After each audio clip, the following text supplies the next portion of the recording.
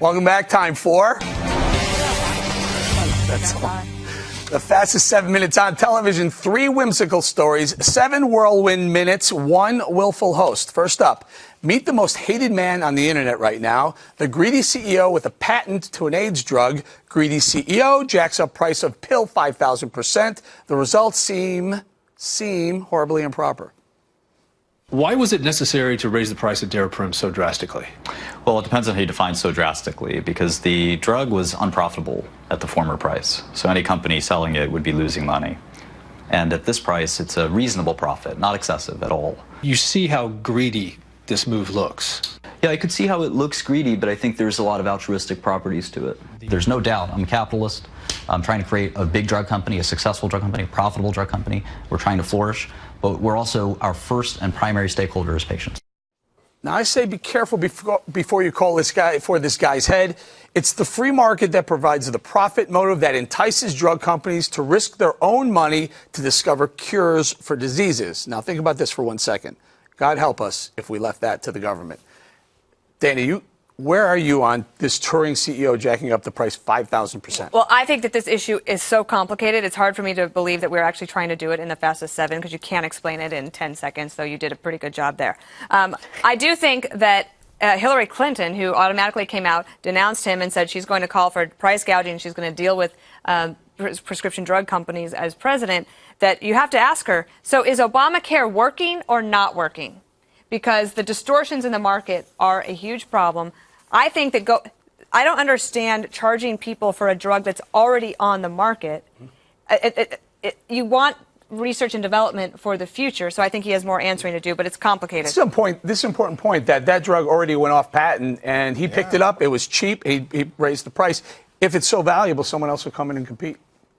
Yeah, but the point was, I think it's a 62-year-old drug. Right. Yeah. So he has now simply taken advantage of the fact that he could get it, and he is no one else taking advantage of people who need the drug. No one else wanted it. There could be a generic equivalent that will come out. If it stays at whatever it is, $750 per pill, there'll be an equivalent. You could defend the industry on this side, which is that you need to make huge profits on a tiny percentage of working drugs that ends up funding the research because it's a crapshoot when it comes to drugs. Let's face it, only a few of them ever make it, so they lose a lot of money. Price controls are not going to stop this. What we have to do is get rid of the regulations that slow the development. It takes 10 years, $10 billion. Thank you, John Stossel, for that fact, to get approved by the FDA. You work that, then you don't need this. This guy does come off as kind of skeevy, though. No doubt, no doubt. He's probably skeevy, but it went from $13.50 a pill to what? $750 a tab? That's a bit much. Come on. Again, it's been I around understand for what you're 62 saying. years. I understand what you're saying. He took advantage of a situation. That's how the free market works. He did it. He's got it. People want it. He's going to get it. All right, let's move on. Let's do this. I got to move on. Yeah, The day after the debate, the last debate, we all agreed Carly Fiorina did great, probably won it. Many of us also suggested that the only thing missing from a flawless performance was a little levity. Ladies and gentlemen, some Fiorina-style levity delivered with style. My name's Nick, and I'm lazy. Please don't take a walk with me. I'd rather stay right here at home instead. I want to lie back down in my nice warm bed. My name's Nick, and you're gonna have to carry me. All right. Right? Yeah, very cute. I mean, here's another thing. Over 50% of Americans have a pet at home. Everybody knows what it's like to make up a song about their dog. Sing the Jasper song. I have a couple Jasper songs. I'll save them for later. Oh, my God. But that was what we were looking for, right? Little fun. Yeah. Well, you can't really sing a song about your dog in the debate. I know, but you know what? Like, that was really good. She actually can carry a tune. Yeah. I was nervous at first. I'm like, oh, my God, oh, my God. And then people were clapping. She was on the money. Gregory? I confess, I write a lot of songs about Captain Delicious, my ferret.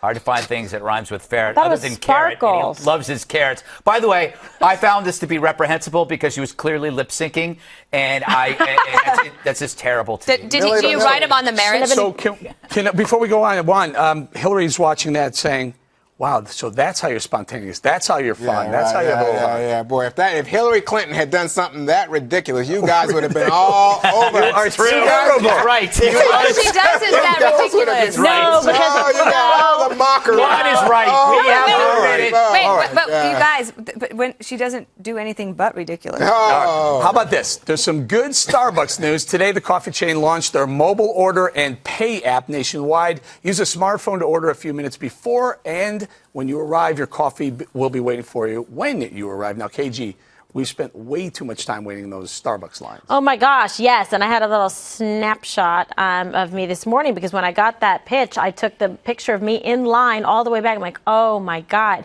What it address takes is that? forever. Really? What time? Yeah. So anyway, the point is, then I was trying to download it, but I was ready. By the time I did, it was to the front of the line. And then they told me, yeah, it's available, update on your app thing. If you have the one where you pay, right? Yeah. The Starbucks app, all you have to do is update under the App Store because it's actually built in already to that. I want to know if it works. And if, well, Yes, yeah, that's a of good course it point. works. No, it does. Then I tried it out. You get you can even get your sandwich if you want the little zesty black bean salad and you want like a little caramel macchiato. You can have that. Whatever Ooh, you you like. But can you imagine being a Starbucks barista? You got 40 different mobile apps in line. But and it's you gotta great. Make them They don't all. have to. You don't have to deal with people anymore, which is what this is all about. Because we hate humanity. I want to know if you could pre-order ahead to use their bathroom, because that's really what Starbucks is about. They should come up with a crack app. This is so bad. Did you beep him? No, it's Oh an my app, God. a bathroom app. Terrible. Yeah. There is an bath. app that'll tell you where the nearest bathroom is. Sean, you should have hit it. I downloaded it when I first moved to New York. Didn't he say that he was going to create jobs, lots and lots of jobs? Yes. And so you see, Dana was worried here because she told me last time I was out at LaGuardia, she said, Juan, you notice you don't even have to talk to a waitress anymore. You just order on the computer, right? You know what it is, though? Automation. Yep. You know what? You know what else it is? You can order more that in thing. advance. It can be ready for you. Snack. You need fewer people. I already did it. You did one more thing? Yeah, I did. She's a one more said thing, it. thief. Let's go. She said it already. One more thing One is more thing next. is next. She said it.